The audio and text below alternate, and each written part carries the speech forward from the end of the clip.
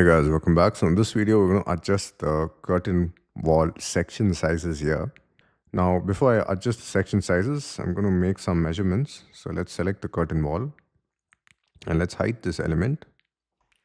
Now to make measurements, you can use a temporary dimension or you can use align dimension as well. I'm going to stick with temporary dimension. So this is 2 inches.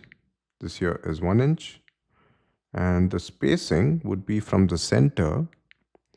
So from here to here, and that's about 4 inches, close to 4 inches. So that's from here to here, right? So that's about 4 inches. So you can also copy this value in case you want to use the same value for your project.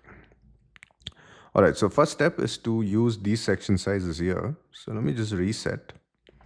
And to change the size of your curtain wall sections, select this curtain wall, click on Edit Type.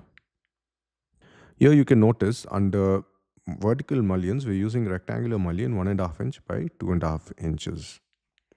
Now let's go to our family list here and search for mullion. And you'll find under rectangular mullion, 1.5 inch by 2.5 inch rectangular type. Let's double click here.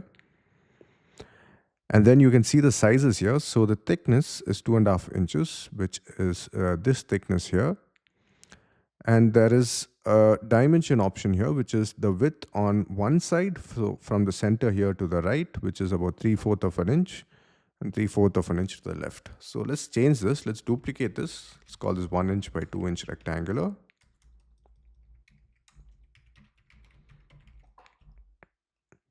And let's change the width on one side to 1.5 inches. Let's change the width on side 2 to 1/2 inch. And let's copy this and paste this here. So in total, it'll be 1 inch. And let's change the thickness to 2 inches. Now let's click on OK. And now to use this here, click on the wall type, click on Edit. And then simply change your interior vertical mullion to 1 inch by 2 inch rectangular. And then click on OK. So now you can notice that it's the same size as our DWG drawing. Now let's move this in place. So I'm going to tap MV to move, and I'm going to move from this point to this edge here. Similarly here as well. So tap MV and then move it from here to here. Perfect. Now I'm not going to adjust the spacing here between each other. I like the new spacing, and the new spacing is about 3/8 of an inch. Now this depends on the size of or the length of your wall here. So if you click on Edit Type, you have maximum spacing. If you want a fixed spacing, we have fixed distance as well. And let's say it's 3.5 inches. And now you can notice that if I check the size, it is 3.5 inches from the midpoint of one section to the midpoint of the next section. Now, in case you'd like to adjust the spacing here as well, what you can do is you can right click on Disallow Join, and then you can just move this point here on top. Or you can move it in as well so that this section gets hidden. So it is basically a fixed distance from this point here.